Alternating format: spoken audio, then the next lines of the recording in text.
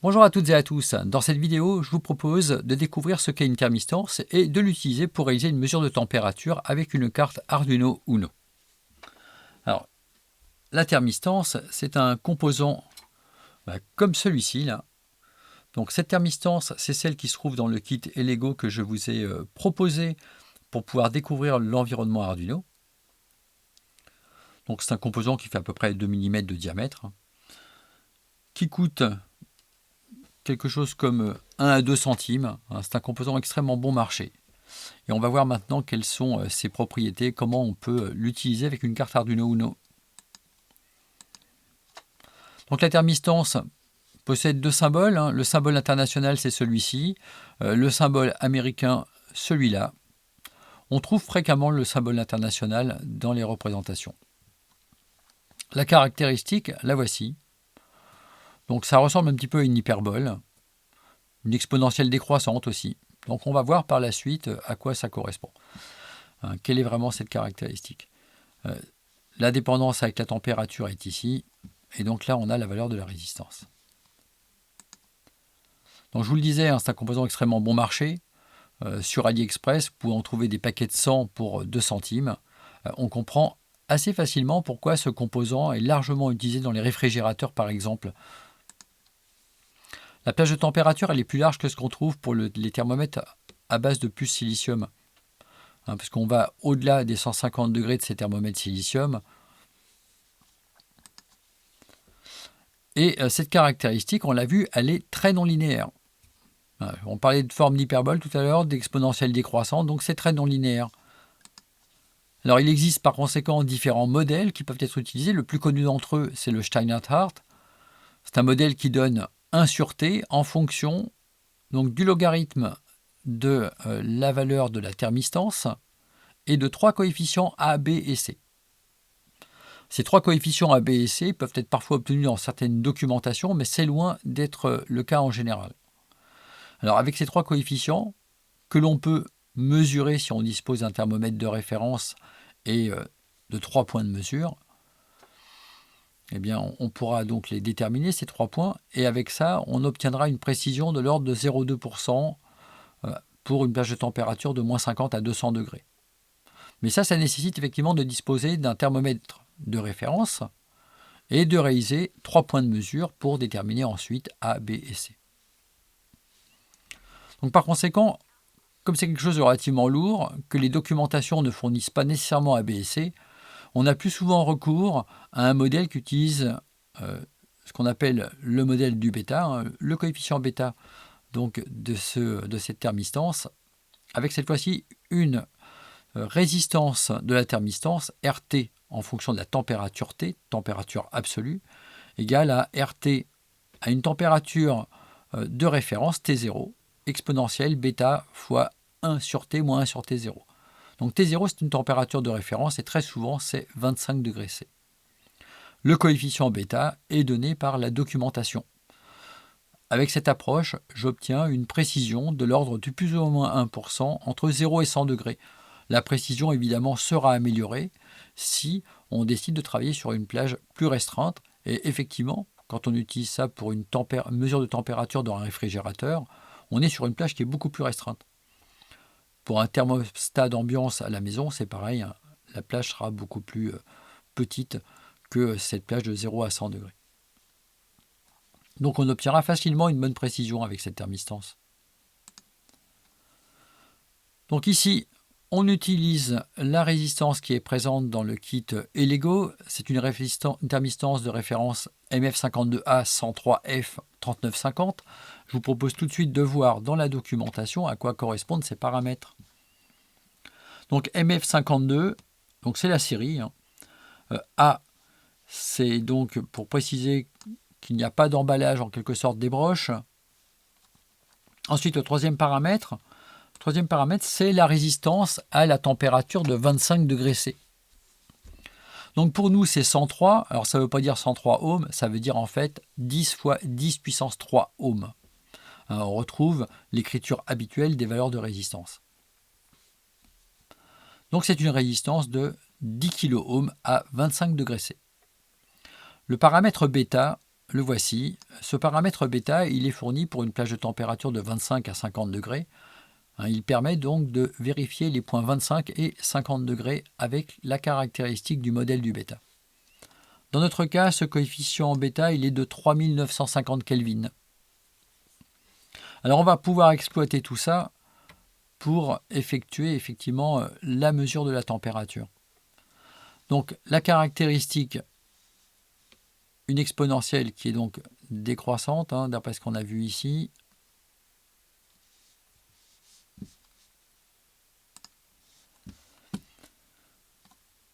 Donc voilà, bon, je retrouve la caractéristique en exponentielle décroissante et surtout, je vois donc le point caractéristique ici. Pour 25 degrés C, on a une résistance de 10 kΩ.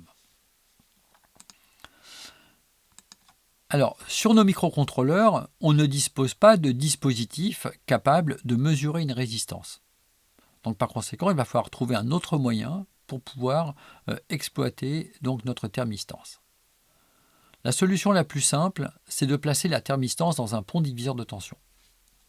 Ce pont diviseur, le voici, c'est un pont diviseur qui est alimenté sous VCC, VCC étant la tension d'alimentation de notre carte Arduino.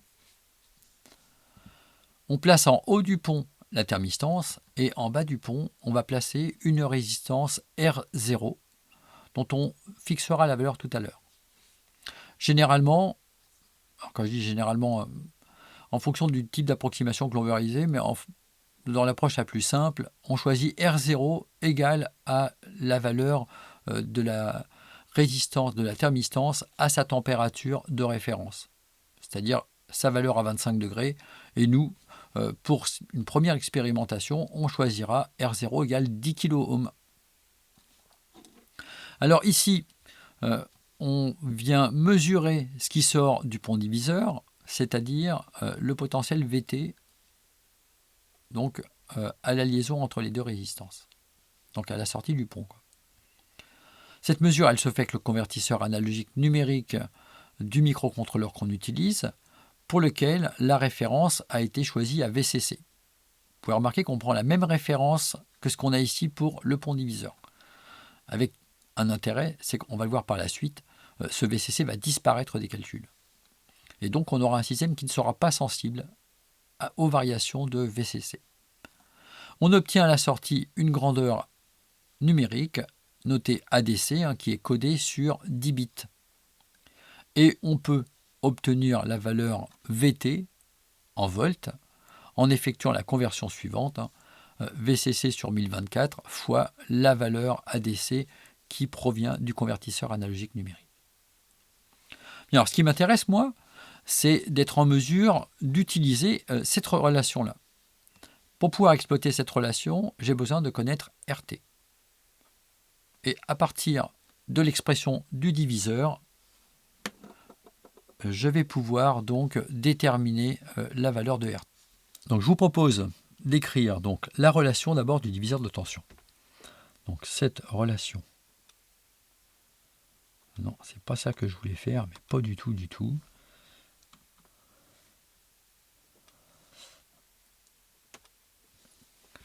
Donc VT. C'est donc égal à la résistance R0 sur laquelle on prélève donc le potentiel de sortie, que multiplie VCC, la tension d'alimentation du pont, divisé par la somme des résistances présentes dans le pont. Ceci, je peux l'écrire sous une autre forme, VT sur VCC, en divisant de chaque côté par VCC et en divisant également de chaque côté par R0.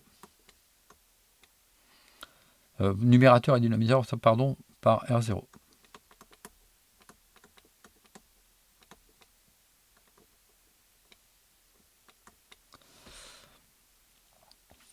Bien, à partir de ça,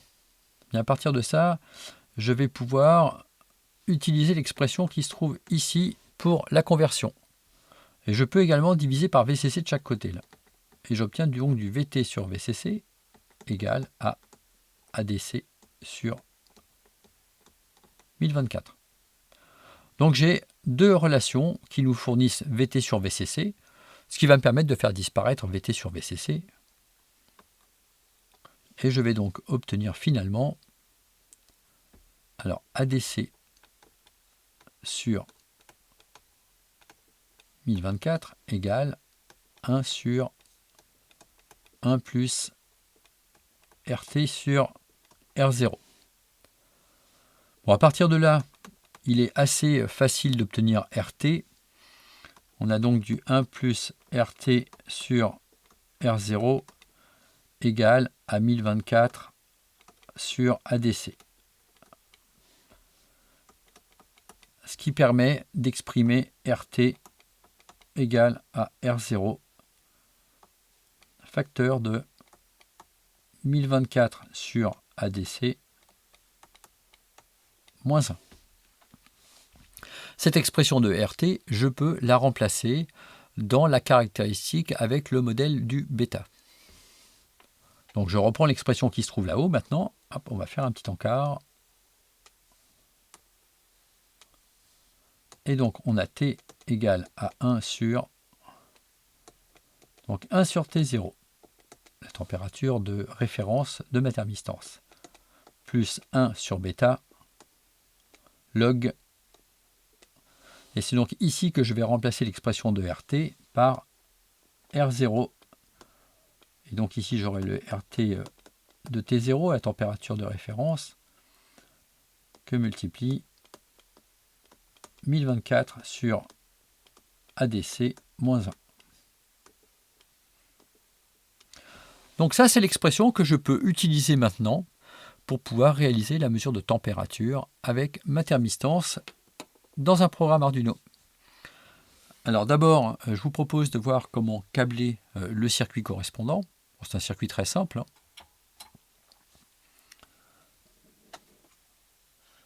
Donc on va d'abord utiliser des fils du pont pour pouvoir obtenir donc l'alimentation de mon pont.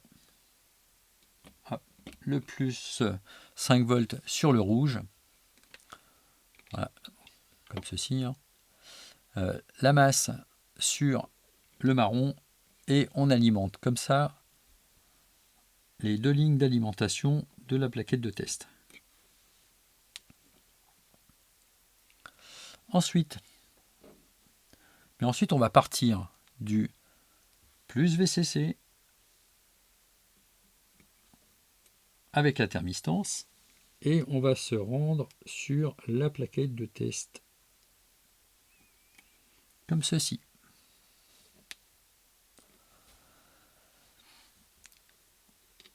Je fais en sorte que ce soit bien visible. Ensuite, on prend la résistance de 10 kΩ qu'on connecte sur la même ligne de liaison que la thermistance et on rejoint la masse. Donc là, c'est conforme au schéma qui a été montré tout à l'heure. Et bien sûr, on va maintenant prélever l'information VT et la mettre en place sur l'entrée A0 du microcontrôleur, voilà, comme ceci.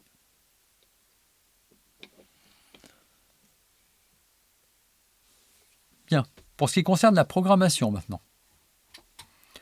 Pour ce qui concerne la programmation, eh bien, on va basculer sur un environnement de développement, celui que vous voulez. Moi, j'ai choisi VS Code, comme vous le savez. Et vous, bien sûr, vous pouvez utiliser l'IDE Arduino pour réaliser ce programme. Dans le setup, j'ai juste mis en place une liaison série avec un petit délai. Et puis ensuite, dans la boucle principale, on va effectuer notre mesure de température. Alors, on va définir un certain nombre de constantes pour pouvoir stocker les valeurs importantes.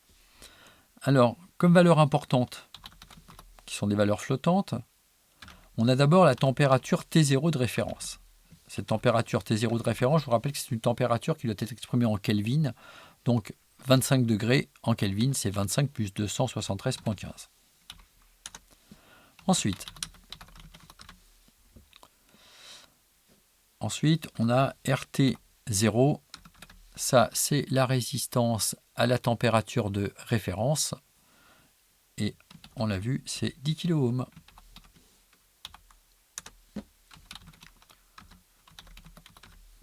La résistance R0, dans le cas présent, on l'a choisi égale à 10 kΩ. Ensuite, on a le bêta que je vais noter B ici. Et donc ce bêta, on a vu qu'il était de 3950. Qu'est-ce qu'il nous reste comme coefficient? Là, on a tout. Il nous faut maintenant définir des variables pour pouvoir effectuer, par exemple ici, la lecture du convertisseur analogique numérique. Donc ce convertisseur, il nous renvoie une information sur 10 bits.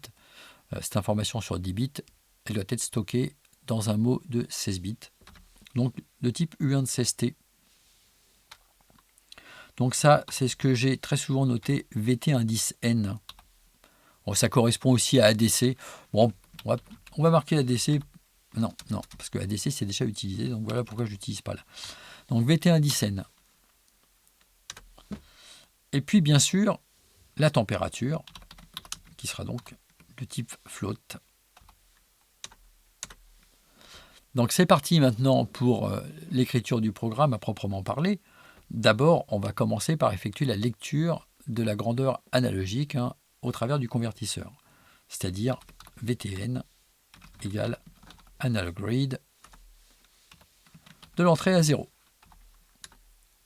Ensuite, on effectue la conversion. Donc la conversion, elle utilise la relation que l'on voit juste à côté là. Alors attention, on va penser à mettre des parenthèses assez régulièrement pour être certain de respecter les priorités. Voilà, donc on a du 1 sur T0 au dénominateur, plus du 1 sur bêta, que multiplie le logarithme. Alors attention, le logarithme népérien, quand on programme, c'est le log LOG. Il y a le log 10 pour le logarithme décimal qui existe en C. Ensuite, on a du R0 sur RT0. Tout ça, on le multiplie par 1024 sur VTN. Alors 1024.0 sur VTN, ça c'est pour être sûr d'obtenir un résultat qui soit un flottant, parce que si vous marquez 1024 sans le point 0, comme 1024 est un entier, VTN est un entier, le résultat de cette division, ça va être un entier. Et là, on va avoir tout faux de façon pratiquement certaine. Bien, et tout ça, il faut lui soustraire le 0 absolu de façon à voir apparaître une température en degrés Celsius. Bien, on peut maintenant afficher le résultat de ce travail.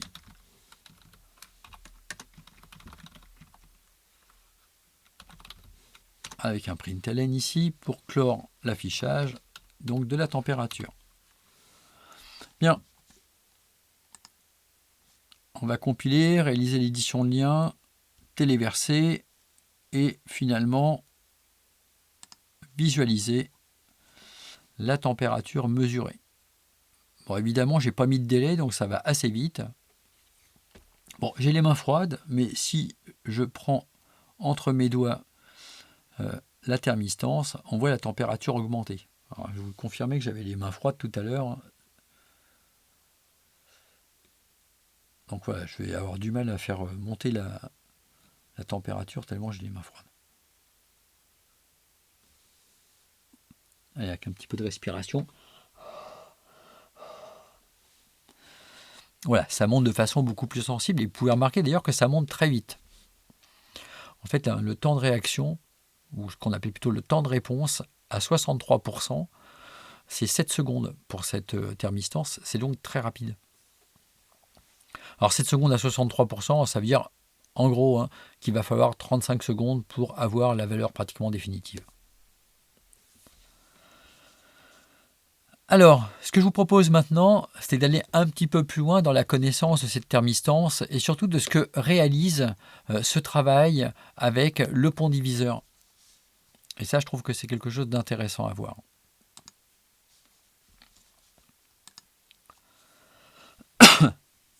Alors, On a tout à l'heure visualisé la caractéristique avec le modèle du bêta de la valeur de la résistance de la thermistance, donc en fonction de la température. On peut également tracer VT sur VCC avec l'expression qu'on a déterminée tout à l'heure, c'est-à-dire du R0 sur R0 plus RT.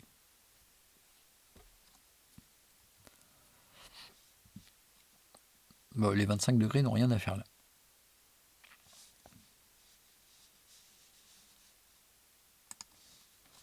Bien, et on obtient la caractéristique suivante ici. Donc ça, c'est VT sur VCC. Ça correspond à la tension que je mesure ici au rapport VCC près. Alors, ce qui est très intéressant, c'est de constater que cette caractéristique, elle est très droite sur une partie. Effectivement, si je trace une droite, eh bien, je peux constater que ma caractéristique, c'est une droite sur une portion relativement importante. Et finalement, cette caractéristique pour laquelle on a vu tout à l'heure que c'était du 1 sur T0 plus du 1 sur bêta fois un logarithme, etc., qui est une expression complexe, je vois que je dois pouvoir la remplacer par une expression beaucoup plus simple en linéarisant la caractéristique. Donc ça, c'est quelque chose qu'on réalise très souvent. Alors, sur un traitement numérique, ça peut apporter l'avantage d'avoir des calculs plus simples à faire, et lorsque les temps de calcul sont importants, lorsque on a le souci d'optimiser les temps de calcul, eh bien ça pourrait être intéressant de basculer sur une approche plus simple, linéarisée. En électronique analogique, l'exploitation de cette thermistance sur un modèle linéaire sera super intéressante parce qu'on va pouvoir clairement positionner différents points de température de façon linéaire. Pour linéariser, en fait, on remplace la caractéristique par une droite. Alors on le voit, ça c'est une première approche, et on s'en écarte à partir d'un moment, ici et ici. Une deuxième approche, ça pourrait être de choisir d'être un petit peu écarté partout, mais d'être proche de la réalité plus longtemps. Donc il y a différentes approches possibles. L'essentiel, c'est qu'on voit qu'on se positionne généralement à l'endroit où se trouve le changement de concavité de la courbe. Vous pouvez remarquer qu'ici, on a une certaine concavité jusqu'ici, et puis après, on change de concavité. Et à cet endroit-là, au changement de concavité, ce qu'on appelle le point d'inflexion, la pente de la caractéristique est maximale.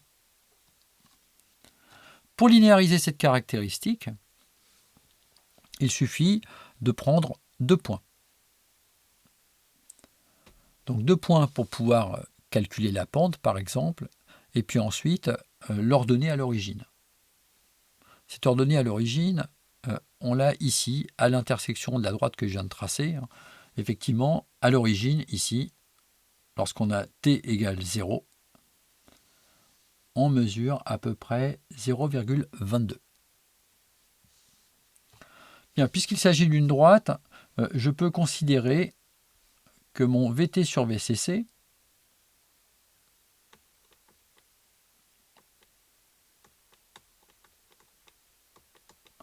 donc on l'a dit, c'est une droite de la forme A fois la température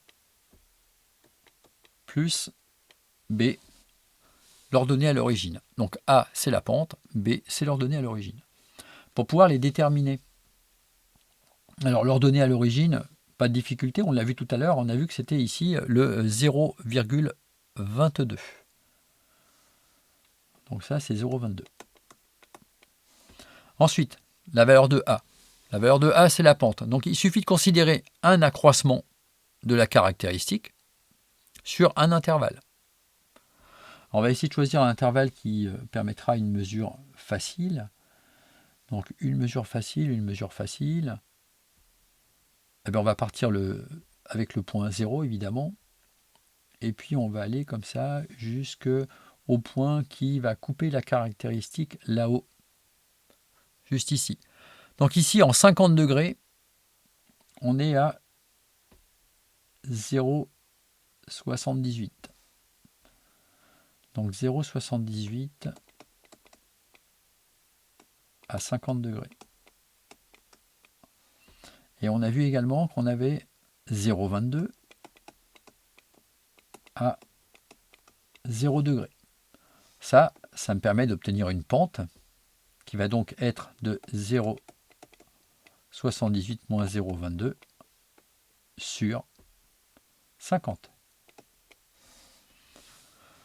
C'est donc le paramètre A.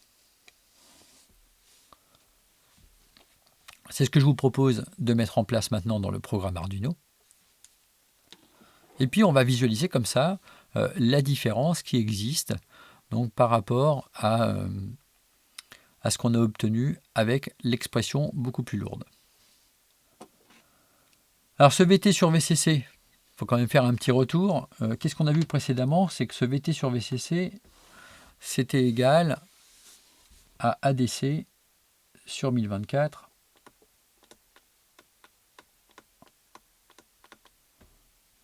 fois VCC.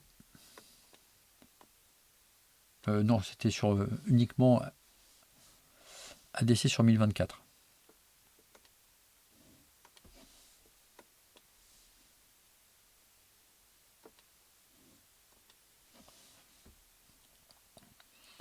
Bien, par conséquent, je vais pouvoir en déduire la température avec tout ça. Donc la température, ce sera donc 1 sur A, ADC sur 1024,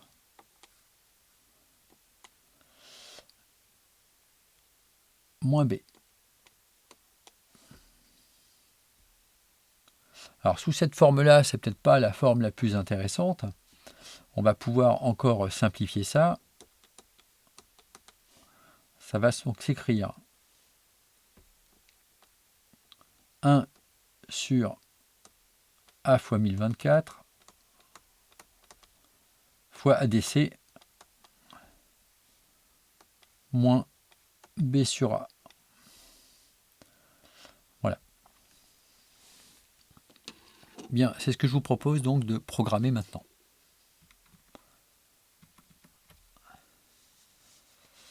Hop, on va arrêter ici. Et donc, on va ajouter les paramètres suivants.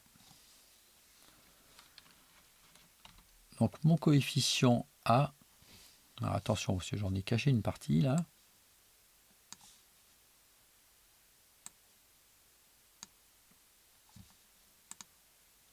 Voilà, comme ça on y verra un petit peu plus clair.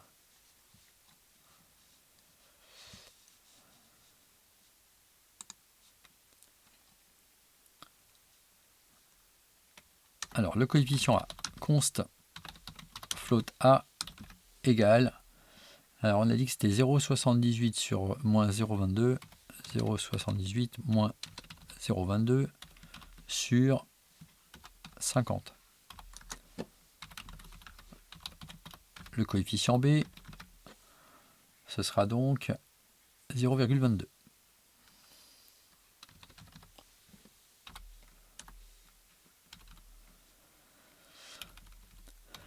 Au niveau de l'affichage, je vais d'abord afficher donc la température avec l'expression complète. Et ensuite, on ajoutera un serial print. Et donc, on va afficher la température approximée. Voilà. Et maintenant, on va réaliser l'approximation. Et cette approximation, c'est donc le calcul qu'on a proposé, c'est-à-dire, attention qu'on le visualise bien, donc c'est du VTN sur A fois 1024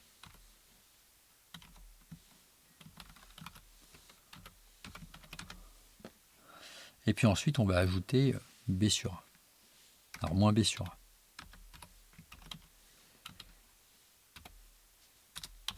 Donc voilà pour l'approximation. Bien. Alors on peut compiler à nouveau, téléverser, lancer le moniteur série.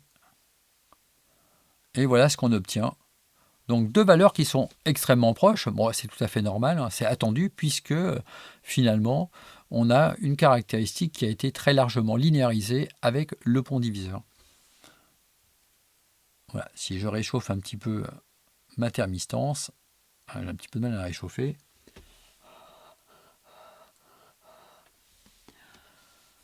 Bien, on voit que ça continue à suivre.